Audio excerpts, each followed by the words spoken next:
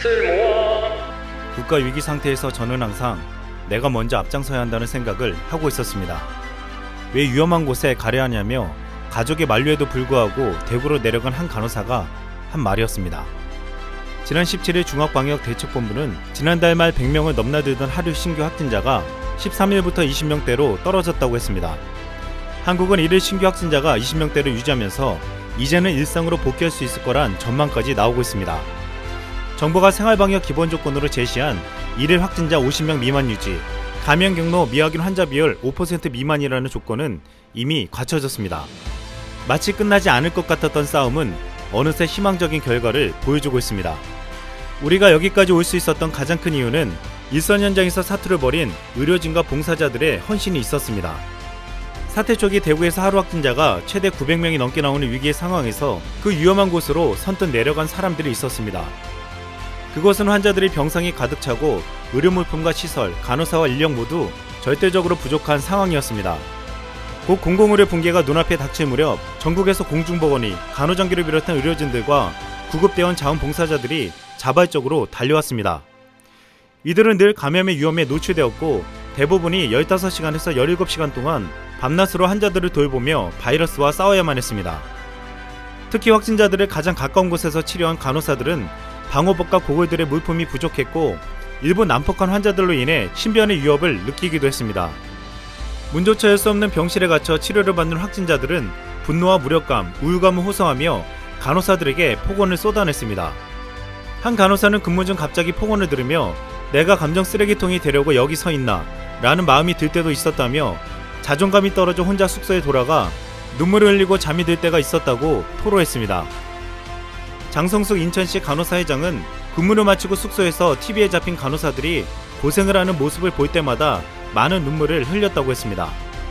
또한 의사도 턱없이 부족했는데 대구지역 의사협회장이 의병을 모집하는 심정으로 동료 의사들에게 호소하니 하루 만에 300명이 모였다고 했습니다.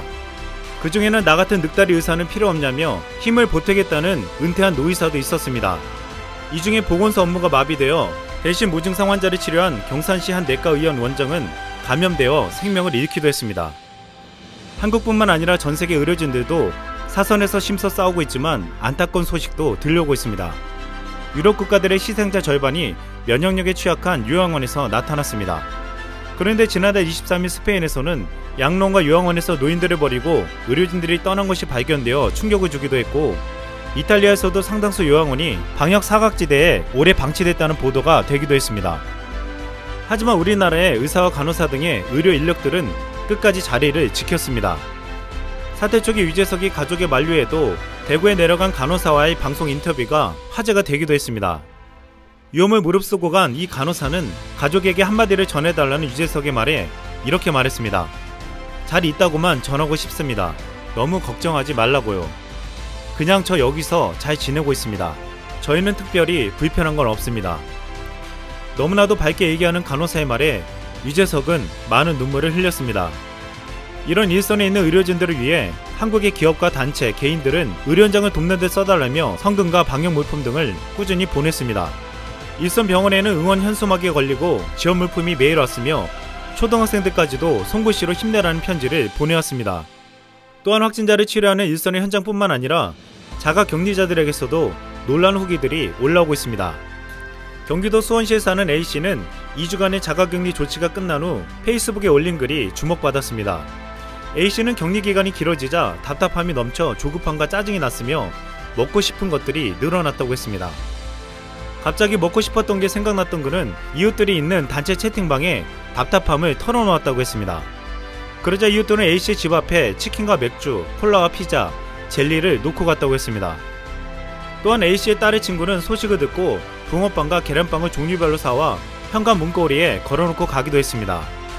A씨는 이런 상황이 마치 영화를 찍는 줄 알았다며 이렇게 말했습니다. 결국 우리를 구원하는 것은 따스함이라는 생각이 들었습니다. A씨뿐만 아니라 자가격리가 끝난 사람들이 관할 보건소에서 받은 구호물품 사진을 찍어 올리며 감사함을 느꼈다고 했고 한국의 공적 체계가 안전하게 관리된다고 느꼈다고 했습니다. 한국의 질병관리본부를 비롯한 공무원들의 헌신과 세심한 배려도 국민들에게 따뜻함을 느끼게 해주었습니다. 일본 크루즈에 타고 있었던 한국 국적의 한 할머니가 제대로 식사를 못했는데 한국 영사관에서 김치와 태극기를 전달받았다고 했습니다. 이 할머니는 단 한 사람을 위해 이렇게 신경 써주고 있다는 것에 감격을 표하며 태극기를 걸어 감사함을 나타냈습니다. 최근 감염병에 최전방에서 싸운 의료진들을 위해 감사 캠페인이 열리고 있습니다. 16일 중대본이 펼치는 캠페인 이름은 덕분에 챌린지로 의료진 덕분에 위기를 극복했다는 뜻을 담고 있습니다. 캠페인의 상징 이미지는 존경과 자부심을 뜻하는 수어 동작을 활용해 만들었습니다. 캠페인 동참을 원하는 국민은 누구든지 개인 SNS에 해당 동작을 활용한 사진을 올려 참여할 수 있습니다. 또한 서울시는 공공 및 민간시설 조명 등을 활용해 그동안 헌신한 의료진의 감사와 존경의 마음을 전달하는 블루라이트 캠페인을 내달 15일까지 벌인다고 밝혔습니다. 서울시청 청사, 서울로 7017 등 서울시의 대표적인 시설을 시작으로 한강 교량과 월드컵 경기장 등으로 한 달간 순차적으로 확대 실시할 계획입니다. 이와 함께 서울을 상징하는 남산 N타워에서는 16일 밤부터 푸른빛 조명을, 잠시 롯데월드 타워에서는 의료진에 대한 감사와 응원의 메시지를 표출할 예정입니다. 대한민국이 위기를 극복한 데는 생명을 걸고 일선을 헌신한 이들과 한마음으로 뭉쳐 이겨낸 국민들의 힘이 있었습니다. 시청 앞 서울광장 잔디밭은 사회적 거리두기에 동참한 시민에 대한 감사의 마음을 담아 오는 24일부터 이 문구를 새긴다고 했습니다. 우리 모두가 영웅입니다. 이상 쓸멍이었습니다.